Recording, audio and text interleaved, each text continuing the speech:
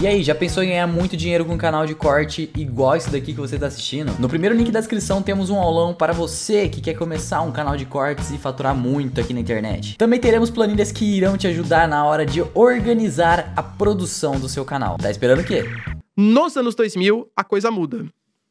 Porque entra o Putin. E o Putin, várias críticas que a gente pode fazer a ele, mas é fato que, assim, economicamente e do ponto de vista de desenvolver o nacionalismo no povo russo, ele foi sensacional. Tanto que, por exemplo, hoje, as críticas ao Putin, elas são crescentes. Mas principalmente com parte da população mais jovem. A galera de 30, 40, 50 anos para mais, que viu que foi o governo do Boris Yeltsin e viu que foi o governo Putin, ainda gosta do Putin. Ainda vê o Putin como o cara que recuperou a Rússia. Por exemplo, a Rússia, ela perdeu na década de 90 um território super estratégico chamado de Chechênia. Na prática, são muçulmanos que conseguiram ganhar, um grupo ali de muçulmanos pequenos conseguiu ganhar do segundo ou do maior poderio militar do mundo na época, que era dos russos. Percebe como a Rússia ela vai perdendo credibilidade? Quando o Putin ele ascende ao poder, uma das primeiras coisas que ele faz, vamos reconquistar a Chechênia. A gente não pode perder para esse grupo de muçulmanos, vamos reconquistar e inclusive fazer acordo com eles. Aí o Putin vai lá, ele se aproveita aqui nos anos 2000. Praticamente todas as commodities sobem muito de preço porque a China está consumindo, porque a Índia está consumindo.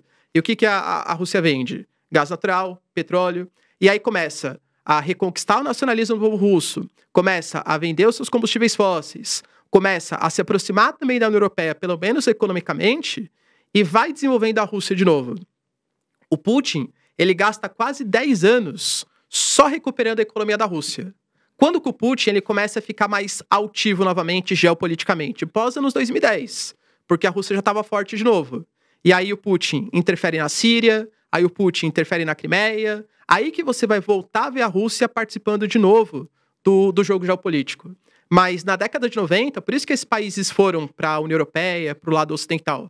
Porque a Rússia não tinha força. É isso, a Rússia estava muito enfraquecida. Internamente, poxa, a crise da Rússia de 97, né? A moratória que eles declararam foi uma das piores crises ali pro leste europeu. Carol, vamos pedir a curtida do nosso público? O pessoal, você que está aí, nós trazemos aqui convidados, conteúdo para você dar o like. Senta o like, alguém me ensinou isso, senta o like pra ajudar a gente, né, professor? Você não acha? Isso aí, tá certo. Porque a gente traz aqui um conteúdo bacana, agrega valor e não custa nada, né, André? Dá um likezinho pra gente. Não, com certeza. E, professor, eu queria te fazer uma pergunta. Economicamente falando, a Rússia hoje, ela sofreu várias sanções. Na verdade, são duas perguntas.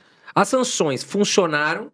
Você acha que teve os Estados Unidos, enfim, a Europa, todo mundo punindo ali com sanções econômicas a Rússia? E como é que tá a situação hoje da economia da Rússia?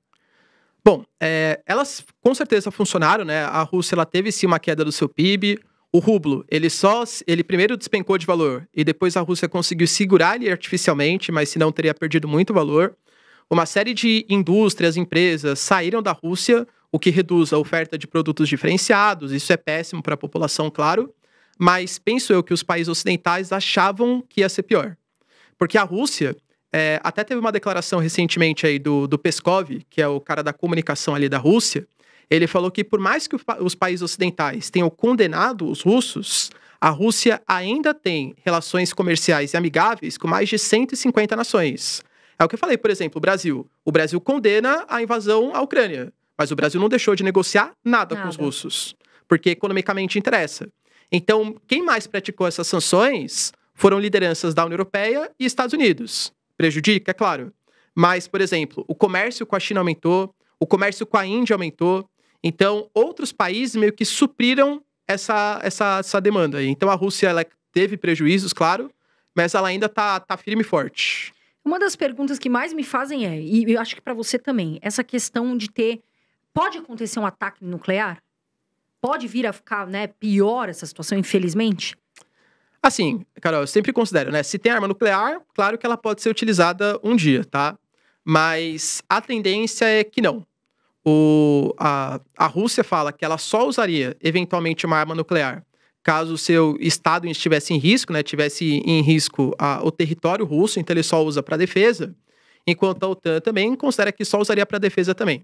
Vamos pensar num eventual uso aí. A OTAN atacar a Rússia com arma nuclear, isso não vai acontecer. Porque por mais que a Ucrânia seja estratégica para a OTAN e para o mundo ocidental, não acho que eles comprariam uma guerra nuclear com a Rússia pela Ucrânia. A Rússia usar armas nucleares na Ucrânia, eu acho que é muito difícil, mas menos difícil do que a OTAN emprestar armas para a Ucrânia, tá?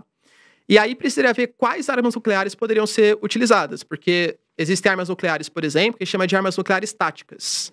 São armas nucleares que elas causam estrago, claro, mas são estragos muito mais locais. Então, por exemplo, usando na Ucrânia, fica naquele território da Ucrânia, não prejudicaria eventualmente países vizinhos. Será que a OTAN compraria uma briga com a Rússia porque a Rússia usou uma arma nuclear na Ucrânia? Eu penso que não também. Eu não acho que a OTAN, a não ser que tenha algum tipo de ataque contra a OTAN mesmo, vá defender os ucranianos. Porque a Ucrânia, ela não tem uma importância geopolítica tão estratégica assim para o mundo ocidental. É diferente, acho que a gente vai até comentar depois, sobre Taiwan, por exemplo. Taiwan, se for atacado, aí com certeza Estados Unidos compra a briga, porque Taiwan é muito mais estratégico. A Ucrânia, ela é estratégica no momento, como uma tentativa geopolítica de conter o expansionismo russo, principalmente pós os anos 2010. Mas falar que, assim, a Ucrânia sempre despertou grande interesse dos Estados Unidos, não. É um aliado de ocasião. Tanto que, por exemplo, a Ucrânia, ela nem sempre foi inimiga da Rússia. Ela passou a ser inimiga pós a invasão da Crimeia. Desde então eram governos aliados, assim como também é Belarus, assim como já foi a Moldávia. Agora, claro, né, é um governo mais rival. Mas não acho que os Estados Unidos comprariam uma briga nuclear pela Ucrânia. Não faz muito sentido. E hoje, quais países têm armas nucleares, Ricardo? Você tem aí, ó, os países que fazem parte do Conselho de Segurança Permanente da ONU, né? Então você tem a China, Estados Unidos, a Rússia, Inglaterra, França, Israel. Todo mundo sabe que tem, mas Israel nunca anunciou oficialmente que tem essas armas nucleares.